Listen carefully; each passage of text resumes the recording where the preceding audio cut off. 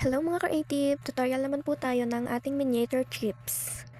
Here po, gamit ko po ay sticker paper, 135 GSM. Then, tatagtagin lang natin yung backing ng, yan, ituturo ko po dyan. Basta wag lang yung white, pero pwede rin naman po lahat ng sides. Basta wag lang yung gitna para hindi kumapit yung ilalagay natin mamaya sa loob.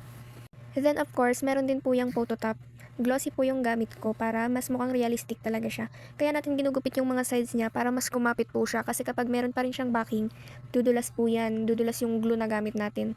Then, ganyan, i-overlap natin siya dun sa white na excess. And ikakapit natin siya using oily glue or tree frog. May link po tayo niyan sa caption.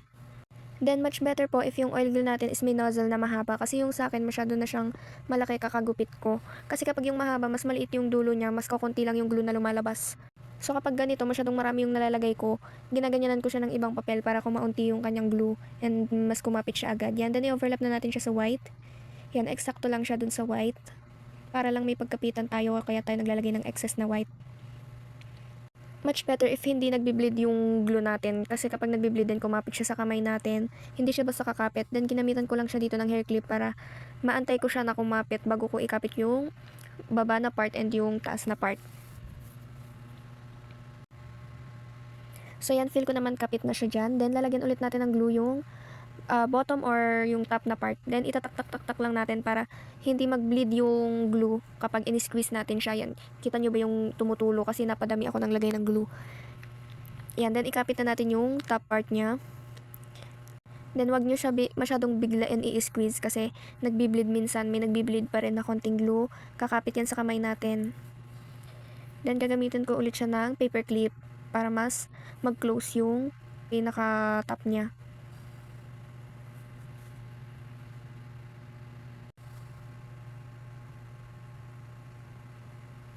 And here's another tip guys, squeeze nyo yung kanyang both sides ng gilid para mas magmukha siyang realistic talaga.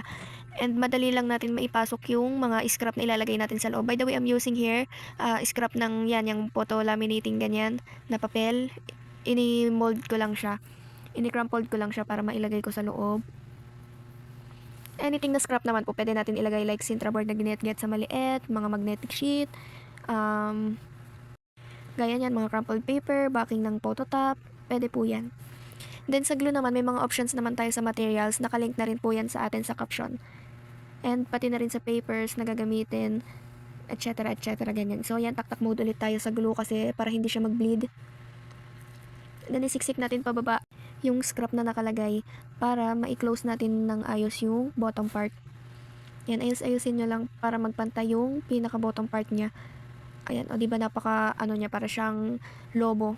Parang realistic talaga yung pagka-chichirya niya. Yan, then gagamitan ko ulit siya ng paper clip and hair clip. Para mag-close ulit yung pinaka-bottom part niya.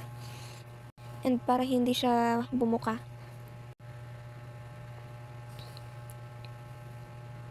Ayan na siya, oh. Very glossy na yung atake and mukhang plastic talaga siya ng chichirya, diba? Kapag glossy yung gamit natin. Yung aking sticker paper is glossy din. 135 GSM, then yung photo top ko glossy din. Then ito namang scissor na gamit ko, 3mm siya kasi very rare ata humanap ng 1mm lang. So, ito na lang yung tips ko para magmukha siyang 1mm lang. Yan, first cut muna natin siya ng unang beses. Then yung pangalawang beses ay itatapat natin yung sharp niya sa gitna. Check nyo na lang dyan sa video kung masusundan nyo. Yan, ang liliit, diba? Mukha lang siyang talaga pang ganyang size lang.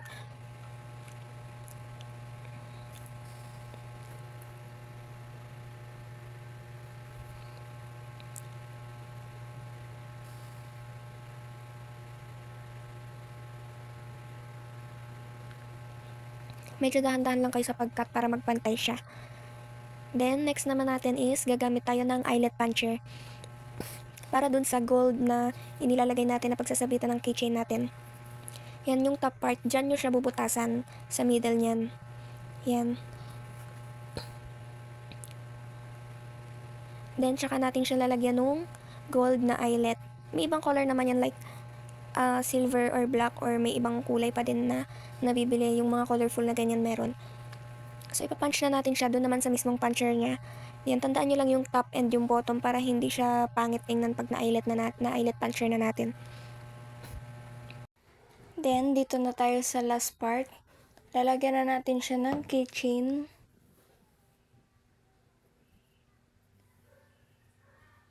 Yan, then gamit lang tayo ng pliers para ma-close natin yung kinakabit sa mismong keychain. Yan, then okay na. Meron na tayong miniature keychains. Super cute and mukhang tunay talaga siya.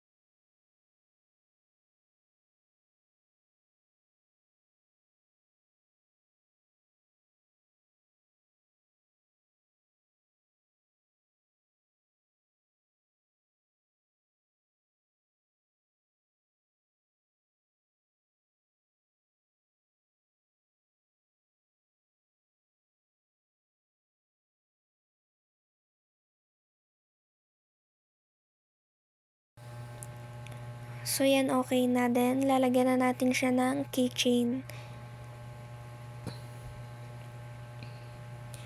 Yan yung hook din dyan natin isusuot yung pinaka keychain niya para madali natin siyang ma-close. Then gamit lang tayo ng pliers na maliit lang, like long nose gaya nito. And then after that, okay na. Meron na tayong miniature keychain. Bongga, diba?